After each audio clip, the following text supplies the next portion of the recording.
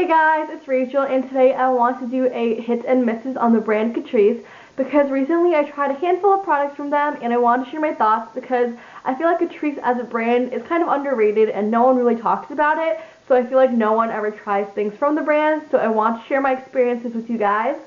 Also, of course, Catrice is cruelty free, which is great.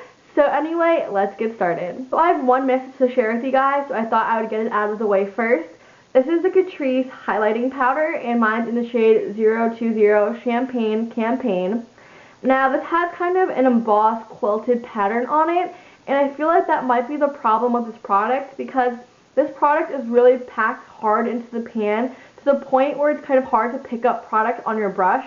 And then when you finally do pick up product, it looks very patchy and like chunky on your face, which isn't the most flattering look ever, and there's glitter in it, and I don't like glittery highlight. So here's a swatch of it on the top of my hand, and I don't know if you could tell, but it applies kind of patchy and looks kind of chunky. So would not recommend. This is a total miss for me. So now moving on to the hits. The first one I want to talk about is the Prime and Fine Professional Contouring Powder. Mine is in the shade 010 Ashy Radiance. So this comes with a cool tone matte contour and then a shimmery highlight. So the reason I love this so much is for the contour powder because it is the perfect tone. It's not too warm, but it's not too cool toned. The reason I love this contour powder so much is because it is a dupe for MAC Taupe, which used to be my holy grail contour powder before I went cruelty free. So here's a swatch of the shades side by side. As you can see, they look nearly identical. The highlight in this palette is also pretty. It's more of a white kind of neutral shade and has a nice pearly finish to it. It's more of a satin pearl finish and it's not chunky, glittery, or anything. It is a really great highlight.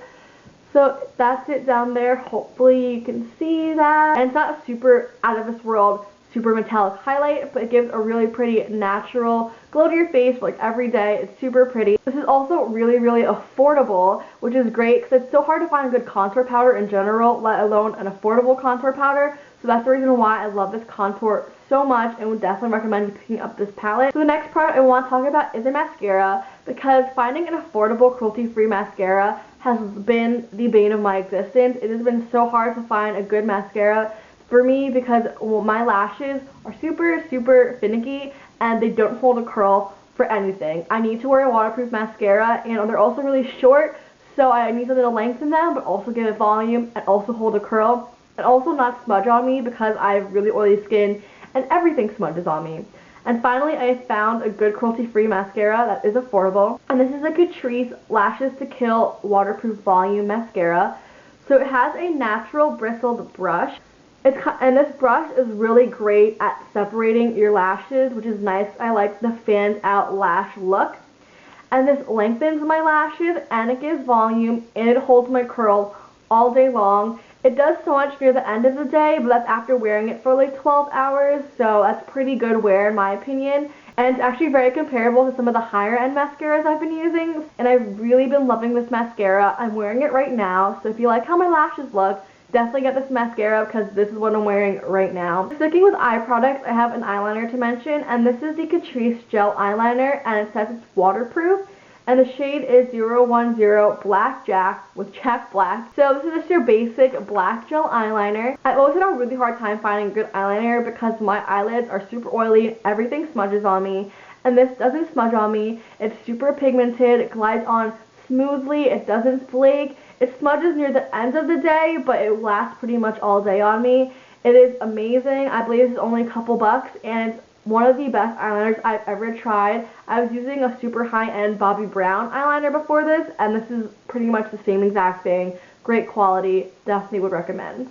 So I have two concealers to talk about. The first one is the Retouch Light Reflecting Concealer, and this is amazing. It's kind of a similar concept to the YSL Touche Éclat. So it kind of has a brush tip applicator and you twist up the bottom to get product out. Mine's in the shade 020 Light Beige, by the way. This concealer is super brightening under the eyes and it's super lightweight, so you could barely feel like you're wearing it, but it really brightens the under eyes. Like, I don't even feel like I need to use a brightening powder when I use this concealer. I wouldn't really use it on your face because it does have that like light reflecting properties, so I wouldn't use it on pimples and things like that, but under your eyes, this is amazing. And then the next concealer is the Liquid Camouflage High Coverage Concealer, and this is supposedly waterproof, and mine's in the shade 020 Light Beige. And one thing that sucks about this concealer is that the shade range sucks, because this is the darkest shade, and this is a little bit light on me, so what's up with that? That's kind of weird.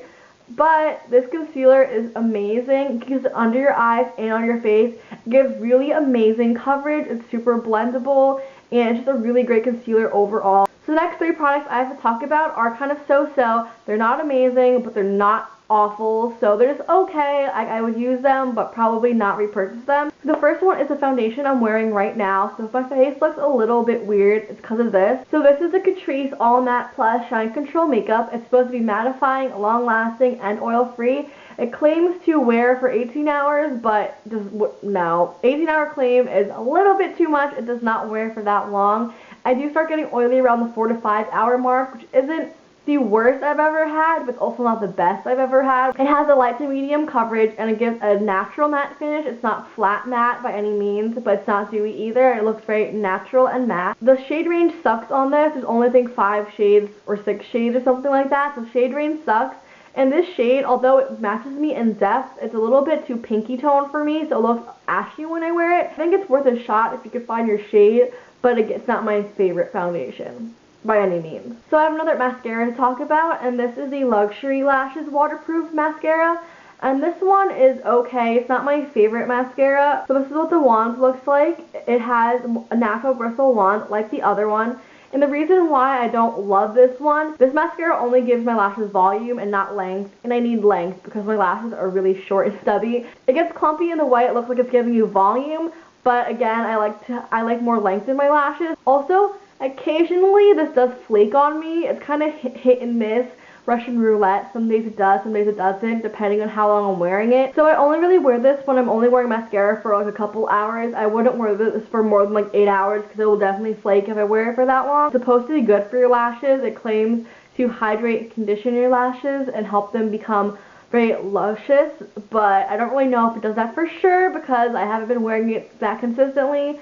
But again, not my favorite mascara, but it's not the worst because it does hold my curl for about 5 to 6 hours, and then it'll start falling, which isn't awful. So the last product I want to talk about is the lip product I'm wearing right now, and this is the Catrice Velvet Matte Lip Cream, and mine's in the shade 010 MidNude Season. So here's a swatch of it right here. It's a really pretty kind of pinky mauvey nude shade. It's not your typical liquid lipstick, so don't expect it to dry down and be budge proof and things like that. It feels like a regular matte bullet lipstick, but it's just in a tube instead of being in a bullet, because it has a feel of a matte lipstick, but not a liquid lipstick. It's like a regular matte lipstick. Way back in the day when we used to actually wear regular bullet lipsticks, kind of wear off as the day goes on. It's not the most long-lasting lipstick by any means, but it is really pretty and it's very comfortable on the lips and doesn't dry your lips out. So those are all the products I had to talk about with you today. I hope you guys enjoyed this video and will hopefully try some of the products that I mentioned and maybe avoid the ones that I said that weren't that great. And I'll see you guys for another video. Bye!